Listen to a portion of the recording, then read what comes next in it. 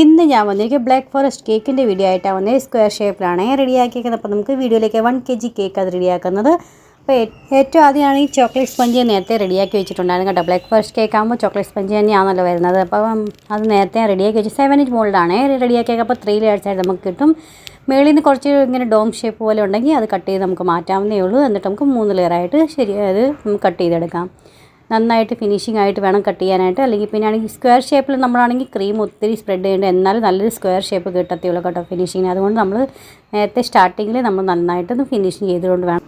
Crumb coat ചെയ്യുമ്പോൾ തന്നെ നമ്മൾ നന്നായിട്ട് ഫിനിഷിങ് ചെയ്യുവാണെങ്കിൽ ലാസ്റ്റ് ഫൈനൽ കോട്ടാണെങ്കിൽ നല്ല അടിപൊളിയായിട്ട് കിട്ടും കേട്ടോ. അപ്പോൾ ഏറ്റവും ആദ്യം ബോർഡിൽ ഫസ്റ്റ് ലെയർ വെച്ച് കൊടുക്കുക, ക്രീം വെച്ച് കൊടുക്കണേ. അല്ലെങ്കിൽ പിന്നെ ആണെങ്കിൽ കേക്ക് സ്ലിപ്പാവാൻ ചാൻസ് കൂടുതലാണ് കേട്ടോ നമ്മൾ ഡെലിവറി ഒക്കെ ചെയ്യുമ്പം.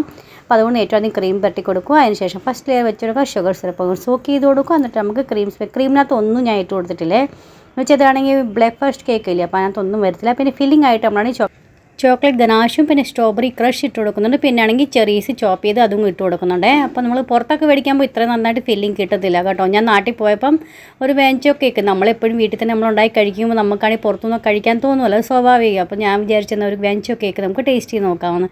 പക്ഷെ അതിനകത്ത് നിങ്ങൾ വിശ്വസിക്കത്തില്ല, ഒന്നുമില്ലായിരുന്നു, ക്രീമും ഇല്ലായിരുന്നു, ചോക്ലേറ്റും ഇല്ല. വെഞ്ചോ കേക്ക് എന്ന് പറഞ്ഞാൽ നല്ലതായിട്ട് ഫസ്റ്റ് ലെയർ 2 ലെയർ ചോക്ലേറ്റും 1 ലെയർ വെനില സ്പഞ്ചും ആണേ വരുന്നത്. അപ്പോൾ അങ്ങനെ നമ്മളാണെങ്കിൽ ചെയ്യുമ്പോൾ അത് ചോക്ലേറ്റ് ഗനാഷാണെങ്കിൽ ഫില്ലിങ്ങിനകത്തും കൊടുക്കും. പിന്നെ ആണെങ്കിൽ നമ്മൾ ക്രീമിനകത്ത് നമ്മൾ ഇട്ട് കൊടുക്കാറുണ്ട് കേട്ടോ. ഇപ്പോൾ നിങ്ങൾ എൻ്റെ ബ്ലാക്ക് ഫോറസ്റ്റ് സിമ്പിൾ ഒരു ബ്ലാക്ക് ഫോറസ്റ്റ് കേക്ക് തന്നെ നിങ്ങൾ കണ്ടോ, ഞാൻ എത്ര ഫില്ലിംഗ് ആണെന്ന് നിറച്ചു. അതുപോലെയാണ് ഞാൻ ബാക്കി എല്ലാ കേക്കും റെഡിയാക്കുന്നത്. അപ്പോൾ എനിക്ക് തീരെ ഇഷ്ടപ്പെട്ടില്ല കേട്ടോ. ഞാൻ ഒരു ചെറിയൊരു പീസ് എടുത്ത് കഴിക്കാമെന്ന് വിചാരിച്ചു, പക്ഷേ അത്രയും പോലും എന്നെക്കൊണ്ട് കഴിക്കാൻ പറ്റില്ല. ഇനി എല്ലായിടത്തും നല്ലതായിട്ട് കിട്ടുന്നുണ്ടോ എന്ന് അറിയത്തില്ല കേട്ടോ. നമ്മൾ ഈ വല്ലപ്പോഴും പോകുമ്പോൾ നമുക്ക് അറിയത്തില്ലല്ലോ. അപ്പോൾ അത് കാരണം കൊണ്ട് എനിക്ക് അങ്ങനത്തെ ഒരു ഇത് അബദ്ധം പറ്റിപ്പോയി. അത് 900 രൂപ 950 രൂപ അങ്ങനെ കണ്ട് ആയായിരുന്നു കേട്ടോ. അത്രയും രൂപ കൊടുത്തിട്ടായിരുന്നു നമ്മൾ മേടിച്ചത്. പക്ഷേ പറഞ്ഞിട്ട് കാര്യമില്ല, നമുക്കറിയാത്തവരാകുമ്പോൾ പിന്നെ അന്നേരം പിന്നെ നമ്മൾ ഏത് കടയിലാണ് നല്ല കിട്ടുക നമുക്കറിയത്തില്ലല്ലോ. അത് കാരണം കൊണ്ടാണ്.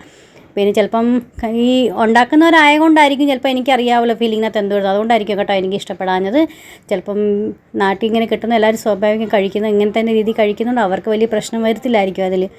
എനിക്കറിയത്തില്ല എന്താണെന്ന്, പക്ഷേ എനിക്കിഷ്ടപ്പെട്ടില്ല, അത്രയേ ഉള്ളൂ. അപ്പോൾ അതേ നമുക്കാണെങ്കിൽ കാര്യത്തോടെ എടുക്കാം. ക്രം കോട്ട് ചെയ്ത് ഞാൻ ഒരു അരമണിക്കൂറത്തേക്ക് ഫ്രിഡ്ജ് വെച്ചിട്ടുണ്ടായിരുന്നു. അതിന് ശേഷം നമുക്ക് ഫൈനൽ കോട്ട് ചെയ്യാം. ഫൈനൽ കോട്ട് അവരൊരു തീം അയച്ചു തന്നേക്കുന്നതാണ് ഇത്. അപ്പോൾ അതനുസരിച്ചാണ് നമ്മളൊന്ന് റെഡിയാക്കി കൊടുക്കുന്നത്. ക്രീമിനകത്താണെങ്കിൽ 2 ഡ്രോപ്പ് നമുക്ക് ബ്ലാക്ക് കളറും 1 ഡ്രോപ്പ് നമുക്ക് പർപ്പിൾ കളറും കൂടി ഇട്ട് കൊടുക്കാം. എന്നിട്ട് അങ്ങനെ വേണം ഇത് മിക്സ് ആക്കി എടുക്കാനായിട്ട്.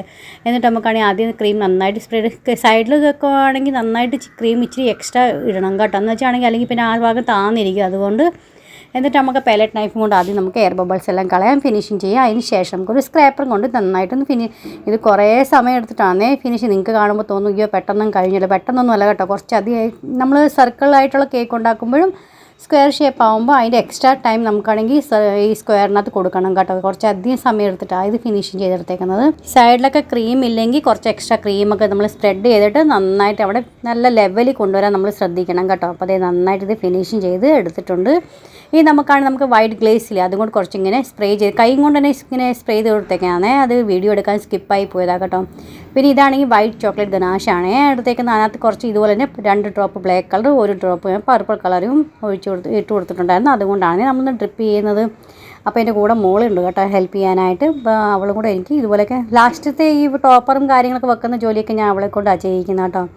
അപ്പോൾ അവൾ ഇതെല്ലാം ഫോക്സ് ബോൾ വെച്ച് കൊടുക്കുന്നുണ്ട്.